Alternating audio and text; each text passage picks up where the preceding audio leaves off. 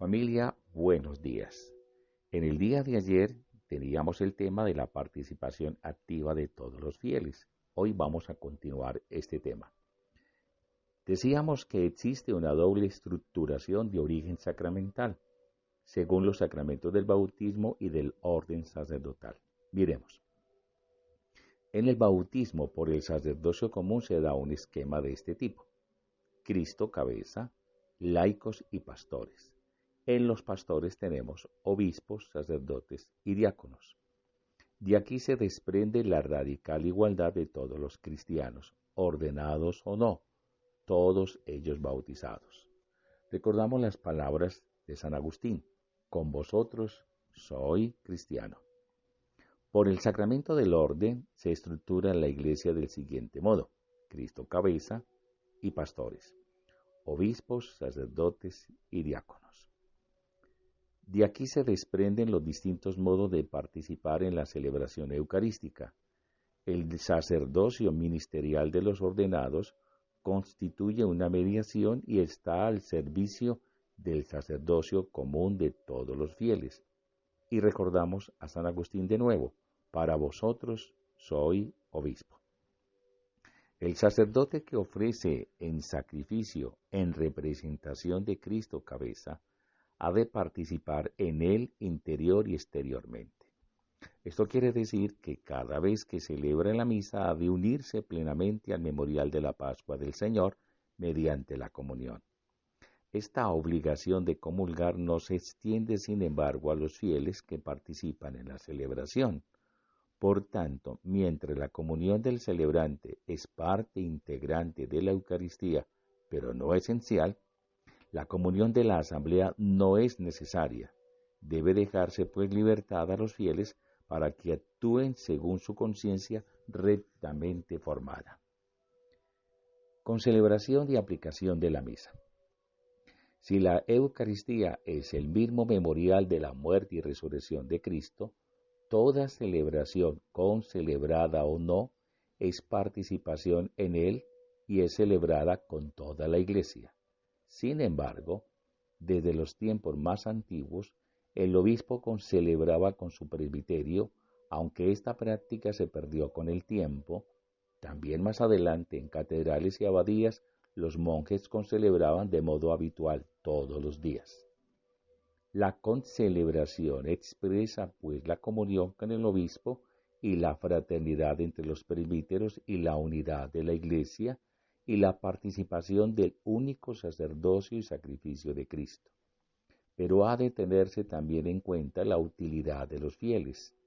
Ha de encontrarse así un equilibrio pues entre esta expresión de la comunión y la fraternidad y el mencionado bien de todos los fieles, para que puedan participar en la celebración eucarística con la celebración que estimen o la frecuencia que estimen oportuna.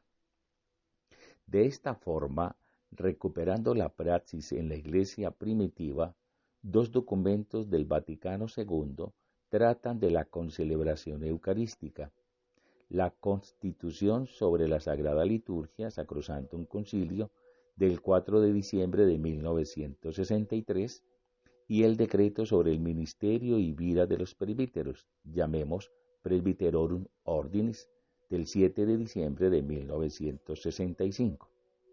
En su segundo capítulo, la Sacrosanctum Concilium examina la práctica de la concelebración eucarística y expresa su deseo de que se elabore un nuevo rito. El concilio indica que corresponde al obispo del lugar moderar la disciplina de la concelebración, lo que parece invitar a no considerarla como necesariamente sistemático. Teniendo en cuenta la mencionada conveniencia de la aplicación de los efectos y beneficios de la misa por vivos y difuntos, la distribución de todos los bienes espirituales que proceden de la celebración eucarística, administrados por la comunión de los santos, permite la posibilidad de añadir tantas intenciones como se quiera, pues los méritos obtenidos de la misa son infinitos. Es fácil entender, pues, el gran valor que la Iglesia le da a la celebración del misterio eucarístico, Por eso la aplicación de la celebración eucarística según el estipendio y la cura de almas, de acuerdo con las indicaciones recogidas en el Código de Derecho Canónico, que reza así: según el uso aprobado de la Iglesia, todo sacerdote que celebra o concelebra la misa puede recibir una ofrenda para que la aplique por una determinada intención. Se recomienda encarecidamente a los sacerdotes que celebren la misa por las intenciones de los fieles, sobre todo de los necesitados, aunque no reciban algunas veces alguna ofrenda. Además, existen consideraciones de todo tipo o de tipo práctico, que también presentan su importancia en la vida de la Iglesia. Los fieles que ofrecen una ofrenda para que se aplique en la misa por su intención, contribuyen al bien de la Iglesia y con ella participan de su solicitud por sustentar a sus ministros y actividades. Código de Derecho Canónico 946.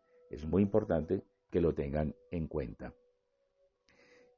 Quiero que tengamos en consideración estas preguntas que nos sirven como de guía o tal vez para una mayor comprensión.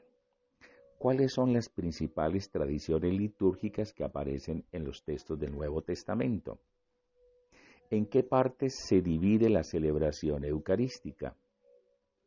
¿Qué significa que la Eucaristía es el sacrificio de Cristo y de la Iglesia? ¿Es necesaria la fe para recibir la Eucaristía?